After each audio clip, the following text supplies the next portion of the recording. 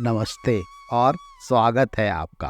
आज की कहानी मिथिला के एक गांव की है, जहां चूहों की बढ़ती संख्या की वजह से लोगों को बहुत परेशानी हो रही थी। चूहे खेतों को नष्ट कर रहे थे और बिल बना रहे थे। इस समस्या का हल क्या निकला, यह जानने के लिए हम आज की कहानी सुनते हैं, जिसका नाम है दूध से भागने वाली बिल्ली।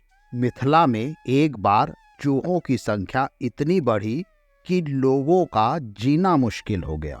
चूहे खेत खलिहान में उत्पात मचाते, धान की कोठियों में बिल बनाते। राजमहल में भी चूहों का आतंक हो गया था। एक रात चूहे ने महाराज की पगड़ी कुतर डाली। सुबह जब महाराज ने अपनी पगड़ी की हालत देखी तो उन्हें बहुत ही गुस्सा आया। उस दिन महाराज ने बड़ी तादाद में बिल्लियां मंगाई।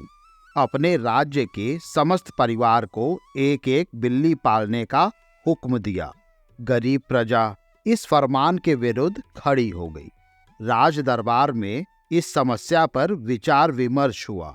महाराज की चिंता का विषय था कि मिथिला के लोग मृदुभाषी होते हैं। विरोध या विद्रोह से उनका कोई संबंध नहीं है। फिर बिल्ली पालने के राजाज्ञा का उल्लंघन करने पर वे कैसे आमादा हो गए। निष्कर्ष निकला कि लोग अपना और अपने परिवार का भरण पोषण बहुत ही मुश्किल से कर पाते। ऐसे में वे बिल्ली पालने के लिए दूध कहाँ से लाएंगे। मूल बात राजा को भी समझ में आ गई और उन्होंने नया फरमान जारी किया कि जिन लोगों को बिल्लियां दी गई हैं, वे उन बिल्लियों के लालन पालन के लिए राज्य गौशाला से एक एक गाय भी ले जाए। प्रजा तक जब तक यह बात पहुंची तो उनमें खुशी की लहर दौड़ गई। महाराज ने खुद अपनी देख रेख में गायों का वितरण किया। प्रत्येक ऐसे व्यक्ति को जिसे वे गाय की रस्सी थमाते, यह निर्देश भी देते कि बिल्ली को दूध देने में कोई कमी नहीं होनी चाहिए। अगले साल राज्य में बिल्लियों की प्रतियोगिता कराई जाएगी। जिसकी बिल्ली बहुत मजबूत होगी, मोटी और सुंदर, उस व्यक्ति को पारितोषिक प्रदान किया जाएगा। इसके विपरीत जिस व्यक्ति की बिल्ली कमजोर होगी, उसे दंडित किया जाएगा। गोनू झा को भी बिल्ली दी गई थी। गोनू झा भी अपने साथ गाय लेकर घर पहुंचे। शाम को गाय दूहकर उन्होंने भरी बाल्टी अपनी पत्नी को थमाई और कहा कि एक कटोरा दूध खूब गर्म करके ले आओ। पंडिताइन ने दूध उबालकर कटोरा में भरा और आंचल से कटोरा पकड़े हुए गोनू झा के पास आई और उनके पास कटोरा रख दिया। गोनू झा बिल्ली के बच्चे को गोद में लिए बैठे थे। दूध की सुगंध पाकर बिल्ली के बच्चे ने उनकी गोद से निकलने की कोशिश की। गोनू झा ने बिल्ली के बच्चे का सिर अपनी उंगलियों से पकड़ लिया और बोले, दूध पियो। इतना कहकर उन्होंने बिल्ली के बच्चे का मुंह दूध से भरे कटोरे में सटा दिया। बिल्ली गर्म दूध होने के कारण छटपटाकर गोनू झा के हाथ से निकलने की कोशिश करने लगी। गोनू झा ने बिल्ली के बच्चे को पुचकार कर शांत किया और फिर दूध पियो कहकर उसका मुंह गर्म दूध में डुबोकर निकाल लिया। इस बार बिल्ली का बच्चा अपनी पूरी ताकत से गोनू झा के हाथ से निकलने की कोशिश करने लगा।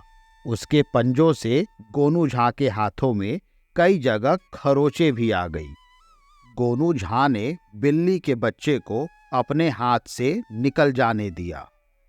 एक हफ्ते तक गोनू झा अपने ढंग से बिल्ली के बच्चे को दूध पिलाने के लिए खूब गर्म दूध मंगाते और वही क्रिया दोहराते। स्थिति यह हो गई कि बिल्ली का बच्चा दूध शब्द सुनते ही डर कर दुबक जाता। दूध की कटोरी पड़ी रहती मगर उसकी ओर देखता तक नहीं।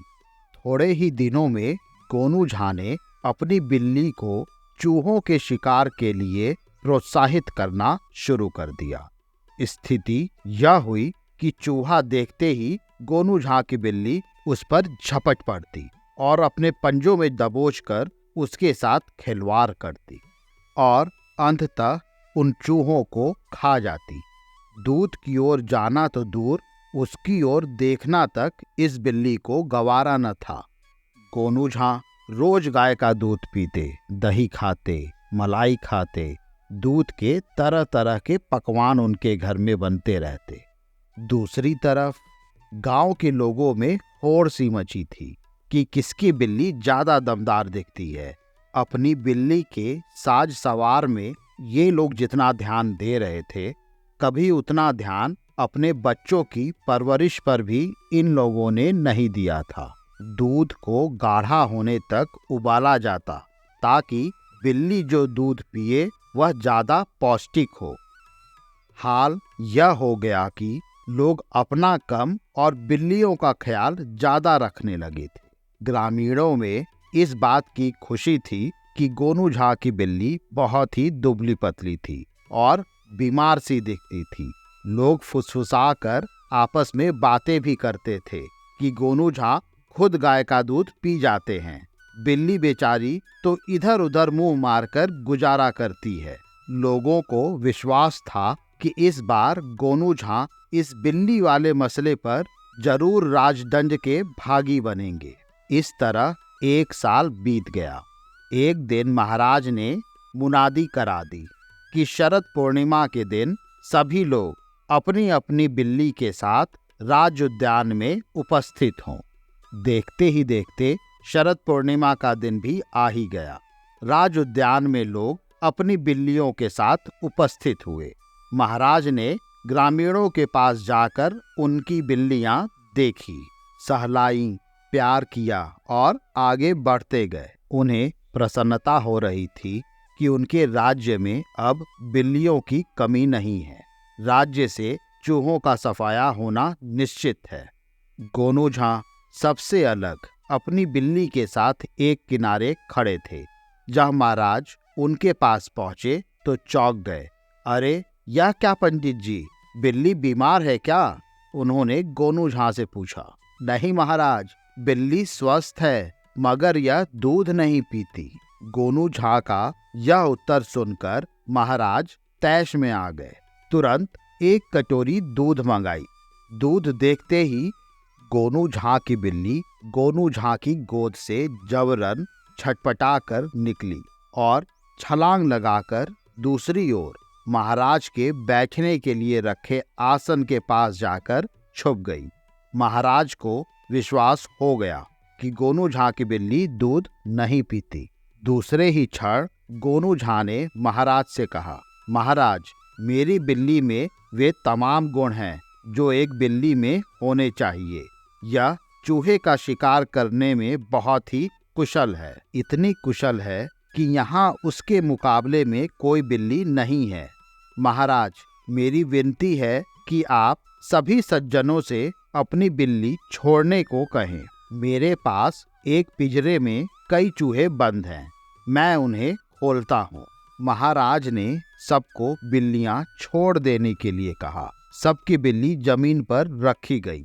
गोनू झा ने चूहेदानी का मुंह खोल दिया। सभी देखते रह गए। बिजली जैसी तेजी से गोनू झा की बिल्ली ने ताबड़तोड़ सारे चूहे मार डाले। अन्य लोगों की बिल्लियां दूध से अघाई हैं, अपने स्थान पर अलसाई हुई पड़ी रही। गोनू झा ने कहा, महाराज, राज्य हित में यही है कि बिल्ली ऐसी हो जो चूहों को मार सके। महाराज गोनू झा के तर्क से खुश हो गए और उस वर्ष बिल्ली पालने का इनाम गोनू झा को ही प्राप्त हुआ। इस कहानी के साथ मैं आप सभी से यही कहना चाहूँगा कि आप भी अपनी प्रतिभा को पहचानें, उसमें विश्वास करें और अपने सपनों को पूरा करने के लिए प्रयास करें। जब हम अपने अद्भुत गुणों को समझते हैं और उन्हें सही दिशा में निर्देशित करते हैं तो हम किसी भी मुश्किल को पार कर सकते हैं। आपको यह कहानी कैसी लगी?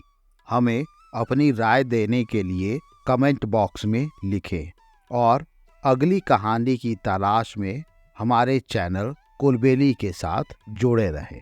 तब तक के लिए धन्यवाद।